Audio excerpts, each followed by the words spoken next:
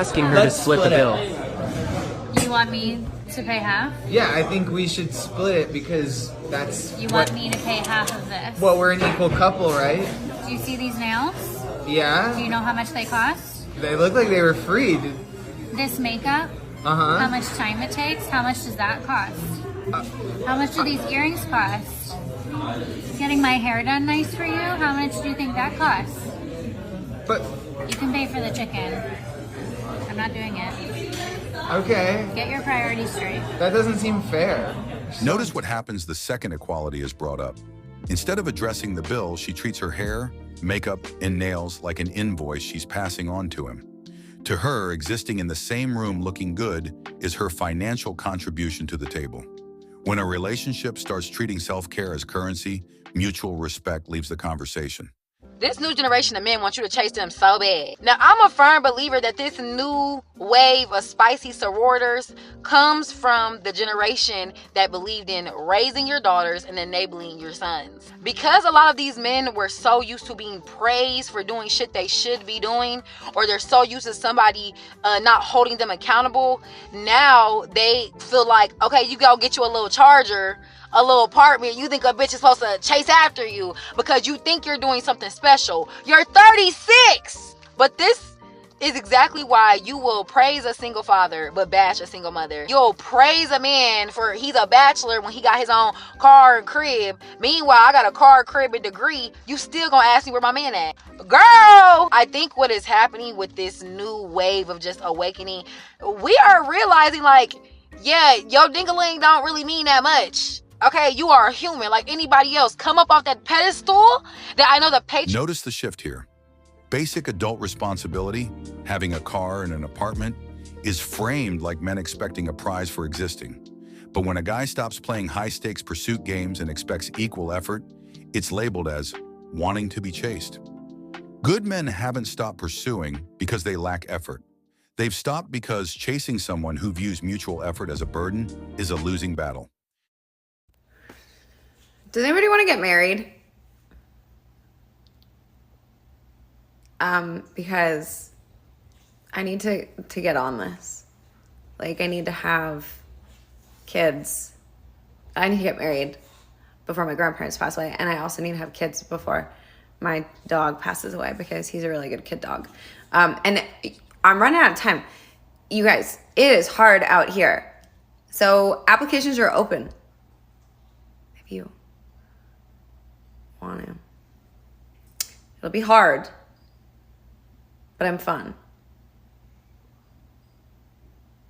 After pushing the "I don't need a man" narrative, reality sets in when time and life goals press forward. But notice how she frames it. Applications are open, it's going to be hard, but she's fun. Good men aren't signing up to fill a checklist on a deadline.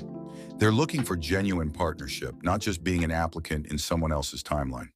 How are you able to come on this podcast and say that men, I don't remember exactly what you said, but it was something like men are trash, right? No, I said men are nasty, but then I said all humans are nasty. But I'm saying what men are trash. That's common in society, right? Women are trash isn't. Men are held accountable all the time, every day. But so what? Women are held at a higher standard. No, we're at a low. We offer less to men than ever. The average age of first men value purity and youth. Yeah. Purity, youth, beauty. Women are fatter than ever before, we're older than ever before, and we're less youthful than ever getting married. And we have more bodies than ever. So we bring less to the table than ever. Listen to the breakdown in this clip. Society freely accepts the phrase, men are trash, but holding high standards for both sides is treated as controversial. Good men aren't walking away from dating because they fear commitment. They're stepping back because double standards have created a culture where mutual accountability is out the window. How come you took offense when I called you a 7? Because I'm not a fucking 7. Do I look like a 7? You need to fucking relax. But why would you care what someone thinks? I know my worth and I'm not a 7. But why would you care what someone thinks? Huh? Why should you care what someone thinks? Because I'm not a 7. Honestly, I really... Then if you're not a 7, you're not a 7. You shouldn't care what a guy When thinks. 7 out of 10 triggers this much anger, it proves the problem isn't the score, it's the entitlement. Good men have had enough of playing mind games with people who demand perfection without bringing humility to the table.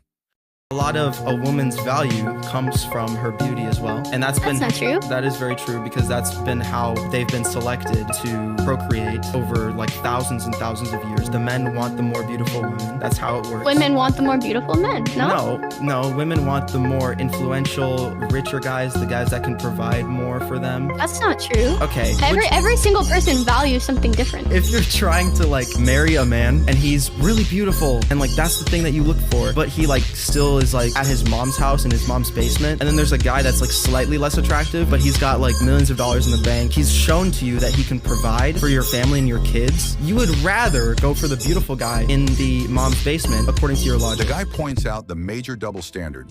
Modern standards often demand that men be established, successful, and financially independent.